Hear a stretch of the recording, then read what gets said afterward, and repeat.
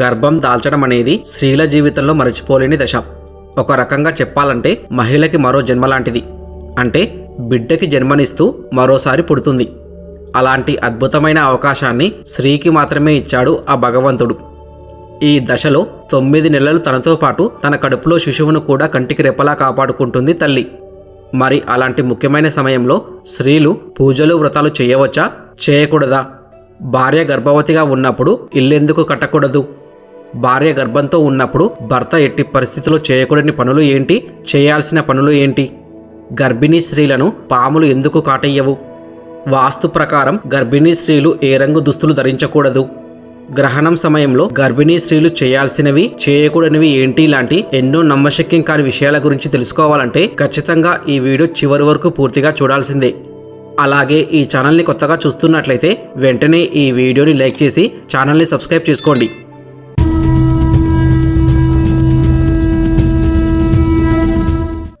పుట్టింటి నుంచి మెట్టినింట్లో అడుగుపెట్టిన స్త్రీ అమ్మ అనే పిలుపు కోసం తప్పించిపోతుంది. గర్భవతి అనే విషయం తెలిసినప్పటి నుంచి ఇరు కుటుంబాల్లో సందడే సందడి. చాలామంది శ్రీమంతం లాంటి వేడుకలతో మరింత ఆనందాన్ని నింపుతారు. భార్య గర్భవతిగా ఉన్నప్పుడు ప్రతి భార్య తన భర్త పక్కనే ఉండాలని కోరుకుంటుంది. అయితే భార్య గర్భంతో ఉన్నప్పుడు భర్త కొన్ని పనులను అస్సలు చేయకూడదని పండితులు చెబుతున్నారు. అవి ఏమిటో ఇప్పుడు తెలుసుకుందాం. గర్భిణీ మహిళలు కోరిన కోరికలు తీర్చడం భర్త ముఖ్య ధర్మం. అలా చేయడం వల్ల దీర్ఘాయువు గల పుత్రుడు జన్మిస్తాడట. భార్య కోరికలు తీర్చకపోతే దోషము కలుగుతుందట. అలాగే భార్య గర్భవతిగా ఉన్నప్పుడు నూతన గృహప్రవేశం పెట్టుకోకూడదు, నిర్మించకూడదు అని అంటారు. ఎందుకంటే జీవితాంతం ఉండే ఇంటి పట్ల, వంశాన్ని ఉద్ధరించే సంతానం పట్ల ఎంతో శ్రద్ధ అవసరం. గర్భంతో ఉన్న భార్యని ఎంతో జాగ్రత్తగా కంటికి రెప్పలా చూసుకోవాలి. అత్యంత ముఖ్యమైన ఈ 2 విషయాలని ఎవరూ ఒకేసారి సరైన రీతిలో చూసుకోలేరు. రెండింటికి న్యాయం కూడా చేయలేరు. కాబట్టి గృహ నిర్మాణం భార్య గర్భవతిగా ఉన్నప్పుడు నిర్మించకూడదు. అంతేకాదు భార్యకు 7 నెలలు నిండిన తర్వాత ప్రసవం అయ్యే వరకు భర్త క్షవరం చేసుకోకూడదట. సముద్ర నదీ స్నానాలు చేయకూడదు. అదేవిధంగా భార్య గర్భంతో ఉన్నప్పుడు భర్త పొరపాటున కూడా చెట్లను నరకకూడదు. అలాగే పామును కూడా చంపకూడదు. ఇలా చేయడం వల్ల పుట్టబోయే బిడ్డపై అధికంగా చెడు ప్రభావం చూపే పరిస్థితులు ఉంటాయి. భార్య గర్భవతిగా ఉన్నప్పుడు భర్త పొరపాటున కూడా తనని వదిలి ఇతర దేశాలకు వెళ్ళకూడదు. భార్య గర్భిణీగా ఉన్న సమయంలో శవాన్ని మోయడం వంటి పనులు చేయకూడదట. అలా చేస్తే అరిష్టం చుట్టుకుంటుంది. శవాన్ని అనుసరించి వెళ్ళడం, అంతిమ యాత్రలో పాల్గొనడం చేయకూడదు. పిండ ప్రదానం, కర్మకాండాలలో పాల్గొనకూడదు. అంతేకాకుండా పడవలను ఎక్కకూడదు. ఎత్తుకొండలను అసలే ఎక్కకూడదు. యుద్ధం వంటివి చేయకూడదు. ముఖ్యంగా 7వ నెల గర్భవతిగా భార్య ఉన్నప్పుడు భర్త తీర్థయాత్రలు కూడా చేయకూడదని పండితులు చెబుతున్నారు. అయితే ఇవన్నీ పురాణాల్లో చెప్పారన్న విషయాన్ని పక్కన పెడితే నిజానికి గర్భవతి ఇంట్లో ఉన్నప్పుడు ఆమె ఆరోగ్యం ఎప్పుడెలా ఉంటుందో, ఎప్పుడు ఏ అవసరం వస్తుందో చెప్పలేం. అలాంటి పరిస్థితుల్లో భర్త పూర్తి స్థాయిలో అందుబాటులో ఉంటే ఆ ఇల్లాలికి ధైర్యంగా ఉంటుంది. దాని వలన సమస్య వస్తుందేమో అనే భయం కానీ, వచ్చినా ఏం జరుగుతుందో అనే భయం లేకుండా తన భర్త ఉన్నారులే, చూసుకుంటారనే భరోసా ఉంటుంది. అంతేకాదు గర్భవతులలో హార్మోన్లు చేంజ్ అవుతూ ఉంటాయి. వారి ఫీలింగ్స్ కూడా వెంటనే మారతాయి. బాధ, కోపం ఎక్కువగా ఉంటాయి. వీటన్నిటినీ భర్త అర్థం చేసుకొని కొద్దిగా భరించాలి. భర్త అర్థం చేసుకొని ఓదార్చాలి. వారికి దగ్గరుండి అన్నీ చూసుకోవాలి. గర్భవతి అయిన స్త్రీ ఎక్కువ విశ్రాంతి తీసుకోవాలి. ఆ విషయంలో భర్త సహకారం కూడా ఉండాలి. పైగా కొండలెక్కడం, తీర్థయాత్రలు, పడవ ప్రయాణాల కోసం దూర ప్రాంత ప్రయాణాలు చేస్తే ఏదైనా జరిగితే ఆ కుటుంబం జీవితాంతం బాధపడాల్సి ఉంటుంది. అందుకే అవకాశం ఉన్నంత వరకు భర్త భార్య దగ్గర ఉంటూ భరోసా ఇవ్వడం ద్వారా ఆ ఇల్లాలు చాలా సంతోషంగా ఉండటమే కాక వారి ప్రసవం కూడా సులువుగా అవుతుందని అంటారు. మన పురాణాల్లో ఏం చెప్పినా అంతా మన క్షేమం కోసమే కదా అంటారు పెద్దలు. అయితే భర్తలు చేయాల్సినవి, చేయకూడనివే కాదు. గర్భవతి స్త్రీ ఏం చేయాలో, ఏం చేయకూడదో ఇప్పుడు తెలుసుకుందాం. గర్భిణీ మహిళలు చీకటి గదిలో ఉండకూడదు. ఇది డిప్రెషన్కు దారితీస్తుంది. ఆ ప్రభావం పిల్లలపై ఉంటుంది. గాలి వెలుతురు ఎక్కువగా ఉండే గదిలో గర్భిణీలు ఉంటే కడుపులో పిల్లలు ఆరోగ్యంగా ఉంటారు. కంప్యూటర్లు, ఫోన్లు వంటి ఎలక్ట్రిక్ గ్యాడ్జెట్లకు దూరంగా ఉండటం గర్భిణీ మహిళకి మంచిది. గర్భిణీ మహిళలు నలుపు, ఎరుపు లేదా గోధుమ రంగు వంటి ప్రకాశవంతమైన రంగుల దుస్తులను ధరించకపోవడమే మంచిది. వీరు ఎక్కువగా పసుపు, తెలుపు, ఆకుపచ్చ, నీలం రంగులను ధరించాలి. అయితే స్త్రీలకు భక్తిభావం అధికంగా ఉంటుంది. పూజలు, వ్రతాలు చేయడంలో ఎక్కువ శ్రద్ధ చూపిస్తుంటారు. అలాంటి మహిళలు గర్భాన్ని ధరించినప్పుడు పూజలు, వ్రతాలు చేయవచ్చా లేదా అనే సందేహం వస్తుంటుంది. ఒక్కొక్కరు ఒక్కో సలహా ఇవ్వడంతో వాళ్ళు మరింత తికమక పడుతుంటారు. ఇలాంటి సందేహానికి సమాధానం శాస్త్రంలో కనిపిస్తుంది. గర్భవతులు తేలికపాటి పూజా విధానాన్ని అవలంబించాలని, గుడి చుట్టూ ప్రదక్షిణలు చేయకూడదని, కొబ్బరికాయను కొట్టకూడదని చెబుతుంది.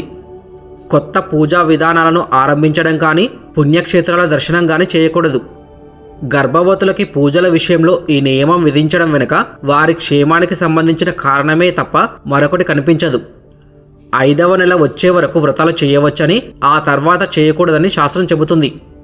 వ్రతాలు, పూజల పేరుతో వాళ్ళు ఎక్కువసేపు నేలపై కూర్చోవడం మంచిది కాదు. కాబట్టే ఈ నియమం విధించినట్టు తెలుస్తుంది. అలాగే పుణ్యక్షేత్రాలు చాలా వరకు కొండలపైనే ఉండటమే కాక అక్కడ భక్తుల రద్దీ ఎక్కువగా ఉంటుంది. అలాంటి ప్రదేశాలకు వెళ్లడం వలన ఇబ్బందులు పడే అవకాశం ఎక్కువగా ఉంటుంది. కాబట్టి ఈ నియమాన్ని చేసినట్టు స్పష్టమవుతుంది. అయితే గర్భవతులు ధ్యానం చేయడం అన్ని విధాలా మంచిదని శాస్త్రం సూచిస్తోంది. జ్యోతిష్య శాస్త్రంలో గ్రహణాలను అశుభంగా భావిస్తారు. గ్రహణం పట్టే సమయంలో కొంత ప్రతికూల శక్తి విడుదలై అది ప్రజలపై ప్రతికూల ప్రభావం చూపుతుందని ప్రజలు విశ్వసిస్తుంటారు. పూర్వకాలం నుంచి గ్రహణం గర్భిణీ స్త్రీకి ప్రమాదకరమని ప్రజలు నమ్ముతారు. అసలు గ్రహణానికి గర్భిణీకి సంబంధం ఏంటి? గ్రహణం వల్ల గర్భిణీకి నిజంగా అంత ప్రమాదం ఉందా? అసలు దీని వెనుక కారణమేంటో వివరంగా తెలుసుకుందాం. గ్రహణం అనేది సూర్యుడు, చంద్రుడు మరియు భూమి మధ్య జరిగే సంఘటన అయినప్పటికీ ఇది భూమి యొక్క జీవులపై, ముఖ్యంగా గర్భిణీలపై గ్రహణ ప్రభావం ఎక్కువగా ఉంటుందట. లేకుంటే కడుపులోని బిడ్డపై ఏదైనా ఎఫెక్ట్ పడే అవకాశం ఉందని, వారు అంగవైకల్యంతో జన్మించే అవకాశం ఉందని భావిస్తూ ఉంటారు. అయితే గర్భం మీద గ్రహణం ప్రభావం చూపడానికి శాస్త్రీయ ఆధారాలు లేనప్పటికీ కొన్ని పనులు చేయాలి, కొన్ని పనులు చేయకూడదు అని కొన్ని యుగాలుగా చెప్పబడింది. అవి ఏమిటో ఇప్పుడు చూద్దాం. ఏ గ్రహణమైనా గర్భిణీలపై ప్రభావం చూపుతుంది. ఎందుకంటే వాతావరణంలో ఎంతో ప్రతికూల శక్తి ఉంటుంది. శాస్త్రీయంగా చెప్పాలంటే సూర్యుడి నుంచి వెలువడే రేడియోధార్మిక కిరణాలు శరీర అవయవాలకు ఎంతో ప్రమాదం. కాబట్టి గర్భిణీలు గ్రహణం సమయంలో బయటకు వస్తే ఆ కిరణాలు వారిపై ప్రసరించి గర్భం లోపల బిడ్డకు ప్రమాదం ఏర్పడుతుందని పూర్వీకులు భావించేవారు. అందుకే పూర్వీకులు ఆ సమయంలో ఇంటి నుంచి బయటకు రాకూడదంటూ, ఒకవేళ తప్పనిసరి పరిస్థితుల్లో బయటకు వెళ్లాల్సి వస్తే గర్భం చుట్టూ గంధం, తులసి ఆకుల మిశ్రమాన్ని కప్పి ఉంచాలని సూచించారు. ఎందుకంటే తులసి ఆకులలో శరీర ఉష్ణోగ్రతను సమతుల్యంగా ఉంచే గుణం ఉంది. అప్పుడు గ్రహణం ప్రభావం అంతగా ఉండదు. అంతేకాదు, సూర్య లేదా చంద్రగ్రహణం సమయంలో గర్భిణీలు కంటితో ప్రత్యక్షంగా గ్రహణాన్ని వీక్షించకూడదు. ఆ సమయంలో వారు ఇంట్లోనే ఉండాలి. ఒకవేళ బయటకు వస్తే హానికరమైన కిరణాలు పిండానికి హాని కలిగిస్తాయి. అలాగే గ్రహణం సమయంలో గర్భిణీలు నిద్రపోకూడదని జ్యోతిష నిపుణులు అంటున్నారు. గ్రహణం సమయంలో నిద్రపోవడం వల్ల కడుపులోని బిడ్డ మానసిక ఆరోగ్యంపై నేరుగా ప్రభావం చూపుతుందని అంటుంటారు. ఈ సమయంలో గర్భిణీలు వీలైనప్పుడల్లా దేవుడిని ప్రార్థించడం శ్రేయస్కరమని చెబుతున్నారు. అంతేకాదు, గర్భిణీ స్త్రీలు గ్రహణ సమయంలో ఎలాంటి పదునైన వస్తువులను ఉపయోగించకూడదు. ఇలా చేయడం వల్ల వారి బిడ్డలో వైకల్యాలు ఏర్పడవచ్చని నమ్ముతారు. ఈ సమయంలో వారు ఎలాంటి కుట్టు పని, ఎంబ్రాయిడరీ పనులు చేయకూడదు. సూర్యగ్రహణం సమయంలో గర్భిణీ మహిళలు బట్టలు కుట్టడం, గోర్లు కత్తిరించడం, కూరగాయలు కోయడం లాంటివి చేయకూడదు.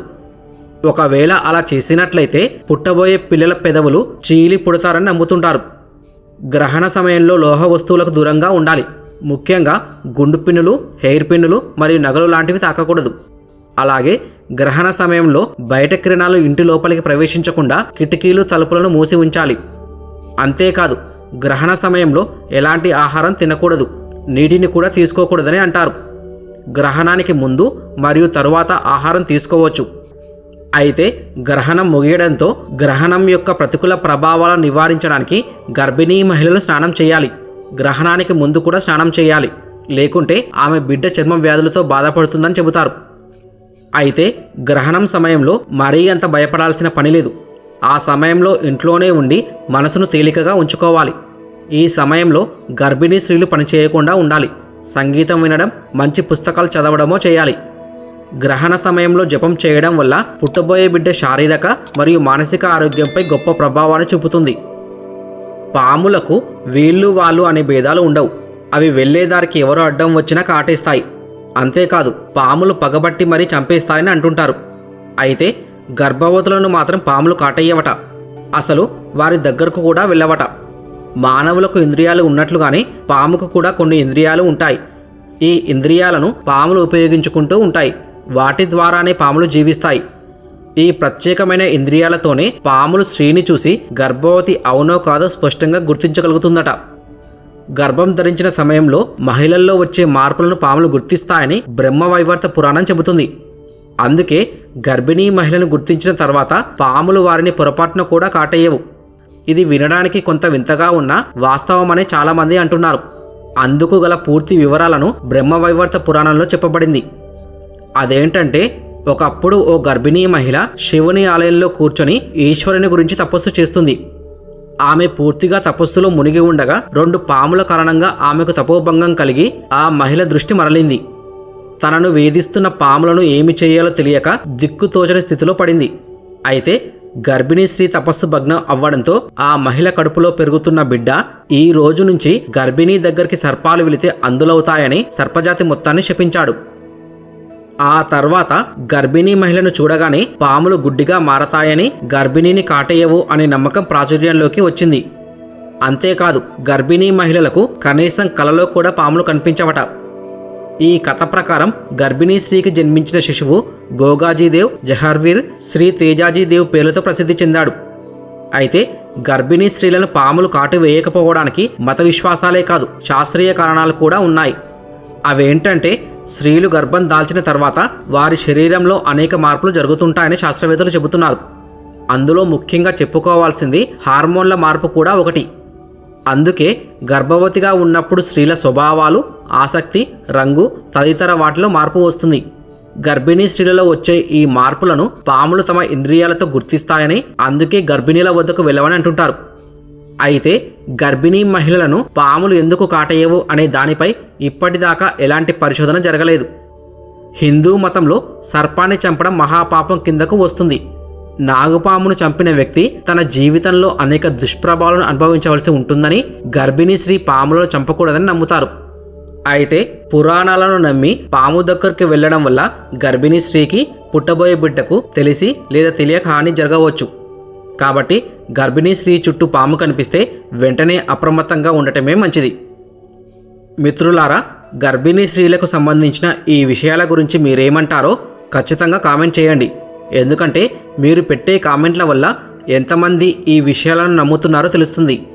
అంతేకాదు మిత్రులారా, ఈ వీడియో చేయడానికి మాకు చాలా సమయం పట్టింది. కానీ ఈ వీడియోని లైక్ చేసి ఛానల్ని సబ్స్క్రైబ్ చేయడానికి మీకు 2 సెకండ్లు కూడా పట్టదు. అందుకే ఈ వీడియో నచ్చితే తప్పకుండా లైక్ చేసి ఛానల్ని సబ్స్క్రైబ్ చేసుకోండి. ఈ వీడియో పూర్తిగా చూసినందుకు ధన్యవాదాలు. ఓం నమః శివాయ.